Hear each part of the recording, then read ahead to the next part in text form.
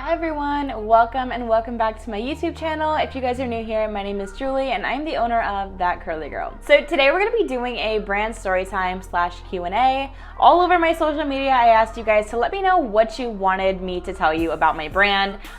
So how I started it, basically any questions that you have, and today I'm going to be answering all of them. I did just wash my hair, so the curls are still a little bit wet. They take forever to diffuse. So I'm gonna see how dry they get by the end of this video. But without further ado, we're gonna go ahead and get into it, and I'm going to answer all of your questions and just kind of tell you my story of how That Curly Girl came to be, because I definitely am very proud of how far I've come and everything that my brand stands for and represents. But really quickly before we go, if you guys are not already subscribed, be sure you click and subscribe to my channel and like this video, as well as comment down below if you have any small business questions for me, if you're planning on starting a small business yourself, or if you just have a comment, anything you would like to add. All right, let's get into it. This microphone is giving me a rash. I film all of my videos in the bathroom, and the reason is because there's no better lighting than bathroom lighting. Like, just look at it. So now I'm going to find a place to sit down that is half as good as this light, and we will see where that will be. To grab my tripod. Comment below if you still have your Christmas decorations up, because it's honestly, this tree was from Five Below, but I don't see myself taking it down anytime soon. Okay, this should be good. Hi guys, welcome. We are getting ready to dish everything and ignore this shelf behind me because I'm preparing for a restock. Okay, so yes, I am the owner of a small business, That Curly Girl. So I sell curl products aimed at inspiring girls to take back their curls. So whether that be physically, emotionally, just taking ownership of their natural textures and just embracing it, that's what my brand is all about. And I do so through selling natural curl products, which you can kind of see behind me, and curl accessories just aimed at honestly making curly hair fun. So that's what my goal is with my brand, and that's why I started it. So I guess to kind of get into it, I never used to embrace my curly hair. Growing up, middle school, high school, even elementary school, honestly, pretty much everyone around me had like pin straight hair, or even if they didn't, their hair was straightened. So I didn't really see anyone kind of embracing their hair, like whether it was wavy, curly, everyone just wanted pin straight hair. Honestly, like even those beach waves weren't in. So I felt influenced to that, honestly. I didn't like my curly hair. I didn't know how to deal with it. It's very flat right now. I did just wash it, but my hair was very big, very frizzy, and I didn't really see like any shape to my hair. I was washing it every day. All I did was style it with like one mousse and go to the bus.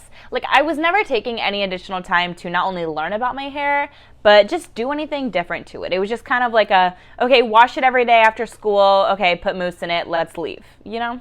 At that age, you kind of feel alone in that sense. At that time, there also weren't as many people embracing their naturally curly hair as there is now. And I'm really thankful for that. Like I'm glad that there's so many influencers and so many brands popping up and just embracing textures of all kinds, but that's kind of not how it was before. I had no knowledge of what to do growing up with my hair. It was just like my hair never felt put together, and I never felt put together with my curls. And that was another thing, because like the frizz was just ridiculous. It was off the charts. There was no shape, there was no definition. It was very dry. So even though I would like look really good or have like a really nice outfit put together, I feel like my curls never matched. So it was either always slicked down in a bun, or it was either straightened. I used a lot of heat on my hair. I bleached my hair. No regard to the health of my hair, basically. So it wasn't until COVID that everyone was isolated. We were in our houses all the time, and I started kind of playing around with natural ingredients, reading a lot of blogs, and trying to find out like what worked for my hair, because this was at the time where I started seeing a lot more people kind of embrace their curls and come out and say, you know, their curl routines and what they were doing, and their hair looked a lot different than mine, and I was like, okay, well, I have their texture. why does my hair not look like that? So I started playing around. I sampled a lot of different products, spent a lot of money trying to find what worked for me, what didn't. And honestly, in that moment during COVID, I realized there was a problem with a lot of the brands in the industry, and it was a lack of transparency, because in this moment, there was also a lot of stuff coming out about a few different brands, and regardless of whether or not it was true, people didn't know who they could trust. And I would like finally find a product that worked for my hair, but then turns out they have really bad ingredients in them. And it was really hard to find like a good balance of affordable products, like that didn't cost me $1 million, and also products that worked, and also products that were like good for you, because you can never seem to find three. And that got me thinking, and I started like reading and watching a lot of YouTube videos on like how to make your own curl products. Because, you know, like I said, it was COVID, everybody was doing their thing. I was like, you know what, let me experiment. Let me experiment. I think it's important to note that I've always been an entrepreneur in a sense. Like ever since I was 16 and I got my first paycheck working at a job, I used that paycheck to invest in starting a business, and I started an online lip gloss business. So from the ages of like 16 to 19, I was running a lip gloss business, so I knew the ins and outs of selling, and I knew that that's what I wanted to do. Like I wanted to have something for myself. I wanted to do that for myself. Throughout COVID, I was like, okay, this is what's missing for the curl community, and this is the value that I know I can add, and here's why it's different. So I was in the kitchen, I would whisk up like a lot of these recipes I was making, and it was a lot of blogs. So I realized that I was not a chemist, and I started kind of playing around with getting samples from different labs and finding out what worked for me and the brand that I wanted to create, what kind of products did I want to put on the market. This whole testing process did take like quite a bit of time. It took a few months. I would get samples of products that came out either too greasy or they were scented. A big part of my line is that I wanted to make everything non-scented, because I, along with a lot of people I know, get headaches a lot of the times, and it's really helpful to have hair products that don't smell like anything, because if you're using your hair products like every time you wash your hair, it gets annoying and it gives migraines, and it's just not a good look. It does more harm than good, and honestly, it's not needed. Like in a hair product, it's not needed at all. With my line, I also knew that I wanted there to be a message behind what I was doing. I wanted there to be a purpose as to why I was selling these products. I didn't just want it to be almost like a money grab, or like just selling products just for the sole purpose of selling them. Because I feel like when I was selling lip gloss, it got to a point where as I was getting older, it got hard to market because I didn't fully have a huge message I was trying to deliver. It was just, I was making the lip gloss and I was selling it. I felt as though with that business model, I could not expand. And I had no real passion for that. But with hair care, I felt like there was a huge message and something that I could convey to other girls specifically and instill a new type of confidence in them with embracing curls in general. And I am really grateful that I had the opportunity to kind of play around and sample during that time and during those months in quarantine, because it really did help me change the way I viewed my hair.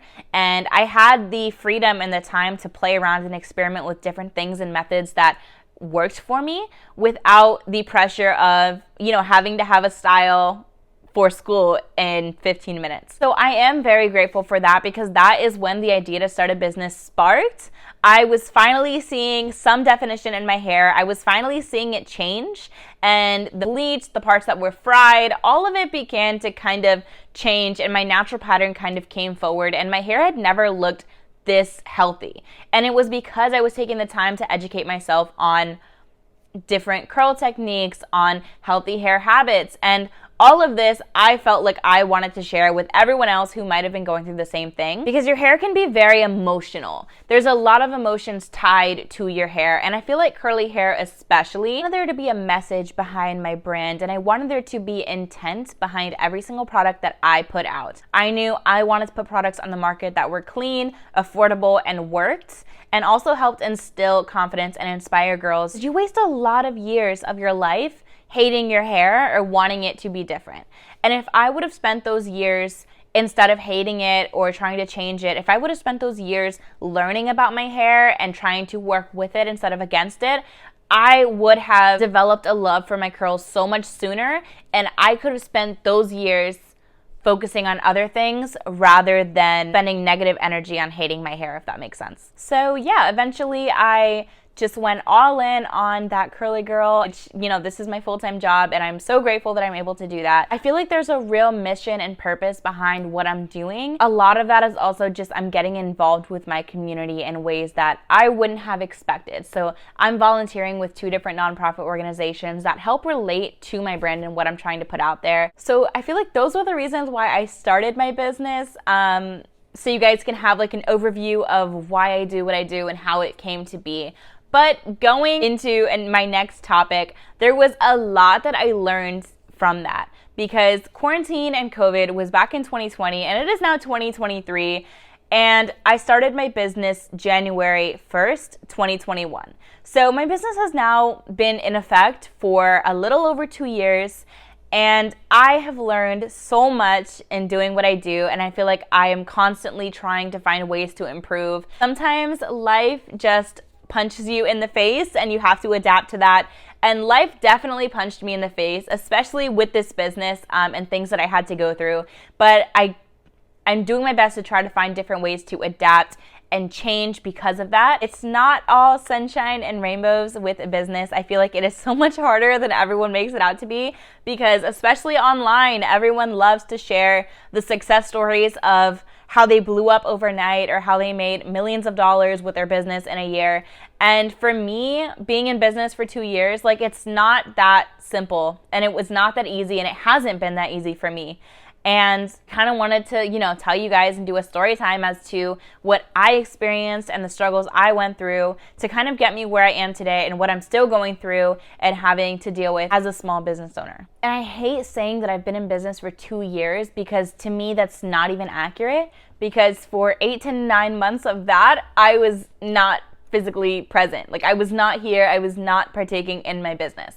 So I started the business January of 2021, and my whole thing was new year, new curly girl routine. So I had spent months in 2020 trying to figure out what worked for me. I found a lab that I really liked and that I really vibed with, and we started supplying products, and it was really amazing. I first started out with this hydrating, refreshing mist for curly hair, and that I made myself. And then I also started out with a hair oil that I made myself. I started out with a curl cream, and I also started out with,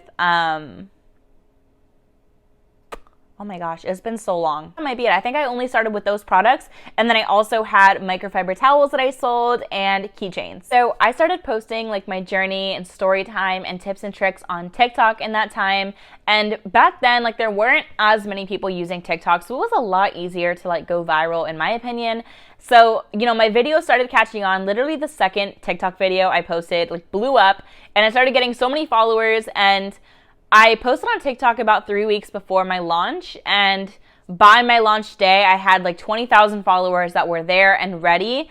And I know that when I first launched my actual website, there were like 100 people waiting on the site. So it was a really cool thing to experience. And then all the products sold out within like the first 20 minutes. And, you know, obviously my launch was January 1st, and I do all my launches at 8 p.m. Eastern time. So it was the new year. It was new year, new curly girl routine. Literally, I had sold out 30 minutes. I was so excited. So that was the trend for a little bit. So like January all the way through August, I was dropping once a month. It was selling out. It was going really well. I was able to continue buying more and more stock. I was able to upgrade. And then came August, when I was able to move out into my first apartment at 19 years old. So I was super excited, super grateful. Everything moved way too fast for me, honestly, because it's a lot when you have a business that you're dealing with by yourself, and then you have to move that all the way to a different city, and it was really fast paced, and it was a lot going on. In that time of my life, not only was I dealing with a lot of personal stuff, but I was in a long distance relationship. I was balancing 4 classes at the college I was attending.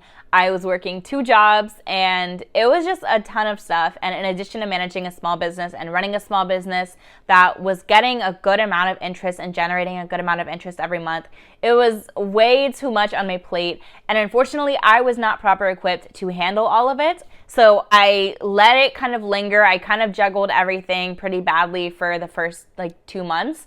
And then everything just dropped. I dropped everything. I didn't know how to handle anything that was coming my way, and I dropped everything, including my business. And that was, I truly, like, that's one of my biggest regrets, is kind of going ghost on my business. There was a lot to handle between even the responsibilities of living on your own for the first time in a new city that no one knew me, I knew no one, and I just went ghost on everything, and my business suffered because of it. I went ghost for 8 to 9 months. Behind the scenes, I was getting my life together. I was trying to figure out how to be more responsible, how to juggle the things on my plate, just how to get through things day to day. But you can't do that when you have a business at all. That made things immensely harder for me. I had to deal with a lot of things that I kind of just left unopened and unsettled. I was having packages delivered back to me at my old address that I had to fix and deal with. And it was a really stressful time in my life for me. But behind the scenes of me getting back and me getting on my feet, over and over, the thing that I kept saying is, I want to start this up again, because I know that I have a purpose, and I know that I'm selling these products with intent, and that I have a message behind my brand. And that's not fair to me or to my customers who have been watching me since day one. I literally have people who have been here since Jules Cosmetics, which is my lip gloss brand, and that's so insane to me, because it's been like, I'm 21 now, and you guys have been with me since I was 16 years old. Like, how crazy is that? I had this like pushing feeling in me after 8-9 months that I just needed to come back. So I covered all my bases. I had to deal with a lot of disputes and angry emails and DMs and messages and just things that happen when you leave a brand unattended for 9 months. And yes, it was a mental health break and I needed it, and I am glad I took it, but in a way that's also my biggest regret, because coming back, there are definitely some changes, and it has not been the same, in the sense that I couldn't just ride out that hype month to month anymore. I had to build myself up again from scratch. But it has been 3 months since being back, and honestly, being able to be full-time in my business has produced better results than ever. I am still having to learn how to get the hang of like posting on social media and adapting to a new schedule and gaining a whole new set of customers. So that's something that I'm adjusting to every single day. But honestly, I am so happy to be back, and I'm so excited to be talking to you guys and doing this and being able to like answer questions, because trying to give my all to a brand and then work 2 jobs and attend classes, and it's just impossible. It's literally, it was not for me. So I'm so happy to be here now and doing what I do. And Restock is February 17th, so I'm super excited about that. Restock is February 17th at 8 p.m. Eastern Time, and I am introducing a new product, which is going to be our apple cider vinegar clarifying shampoo. So a lot of fun stuff going on, but I've definitely been through it as a brand, and I've learned a lot, and I continue adapting every single day. But I'm super happy you guys are here watching me every step of the way, and you've sticked with me. I have the most loyal customers ever, and I'm super happy about that, because you guys literally make my day every day. If you guys have any further questions for me, drop them in the comments. I will be answering any and all. Without further ado, I'm going to answer the questions that you guys left for me on my social media. I asked you, just ask me any brand question. I'm going to be completely transparent. Let's do this. So I'm going to get those out, and we are going to start answering those questions. What is that? I had to put my hair up because I don't know. I don't like my hair being down for like long periods of time. Let's do it. The easiest and hardest part about running a business. The easiest part about running my business is just the packing orders, definitely, because the orders are already placed. I just put them into boxes and arrange them neatly for you guys, and that's like my favorite part. I love packaging. The hardest part, I would definitely say, there's so many. I would say the hardest part is managing all of my social media posting, because we're on, like I told you guys in my last video, we're on like 5 or 6 different social media accounts, and to manage posting on all of those every single day, but not only that, like staying active on all of those every single day is definitely hard. What does your day-to-day normally look like as an entrepreneur? You guys know I do this full-time, so I work from home. Typically, I get up, I try to go to the gym every single morning, and that's like my outside time because I literally like all of my work is on the computer, on my phone. So I'm like, when I go to the gym, that's like my time to get outside of the house. A lot of it is preparing content for social media, filming videos, editing. So that's like the social aspect of it, interacting with you guys. And then we go into like the behind the scenes where either I'm making and vinyling labels, getting ready for restock, so ordering inventory, taking inventory, answering emails, just being on call in that sense, reaching out to people, just always looking for like new opportunities to feature that curly girl. And so it's like, it's everything, but the thing is that's like every day. So it's like, I'm always answering emails every day. I'm always working on creating new things for restock every day. Right now, I'm working on creating samples for every single product. So I'm in the middle of filling inventory right now, and then I'm also creating samples because in this restock, every single order is going to come with a free sample, and then I'm creating sticker packs as well. What are some tips for new business owners? I think my biggest tip, if you're a small business owner or you're starting to be a small business owner, is to generate hype before you launch. So don't just launch and start a new page and go from there. I would say start your page either a few weeks or even a month before you're planning on launching, and generate hype and interest. Get people invested in your brand before it actually launches, because that was definitely one of the reasons I think that my launch went so successful back in 2021 is I did create that page and I got people interested and wanting to see more of my content before I was even live. That way they would be able to kind of set the reminders and join in on when I would actually launch. Are you going to come out with a mousse? I literally want to so bad, and I've actually, like, it's been in the back of my mind. I am planning on coming out with a mousse. It's not going to be right now, hopefully later in the end of 2023 or beginning of 2024, but oh my god, like mousse is literally that girl. Like, she is amazing and I love her. Really great alternative for people who don't like gel, and it still provides a great hold but gives you a ton of volume. So I love mousse and I cannot wait to formulate a great mousse for you guys. So yes, hopefully, ideally, just not anytime soon. When are you restocking? February 17th at 8 p.m. Eastern time. I will be restocking. How do you make sure you have enough inventory for a launch? Never gonna know exactly how many people are going to buy something on your launch day, but having inventory is having money, because if you have inventory, you're gonna sell it. In my opinion and in my experience, it's always so much better to have the inventory rather than don't have it, because you never know what could happen. You never know who could try your product. Your product could blow up. So it's always better to have your inventory like readily available, so you're open to that happening. Instead of focusing on becoming successful, focus on preparing to receive that success, and it's going to be a lot better for you. So for me personally, I always like to have a little bit more inventory every time just to set myself up for whatever could happen. But for your very first launch, it really does depend. You have to make that decision based off of how many people you know have shown a genuine interest in yourself and your products. And then you have to set a realistic goal of how much product you think you can sell within a certain time frame. Say if you're first starting out and if you have like multiple variants, I would say like 20 to 25 of each one is really good. Like for me, that's how much I started when I first launched my hair care brand. I had like the 3 products and then curl accessories, and I started out with about like 20 of each product, and it was a really good way for me to kind of suss out who wants something and who's not buying something. That way I know exactly how much more I'm gonna have to order month to month. That is everything for this video. I hope you enjoyed, and if you haven't already, make sure that you like this video and subscribe to this channel so you can see all the small business content.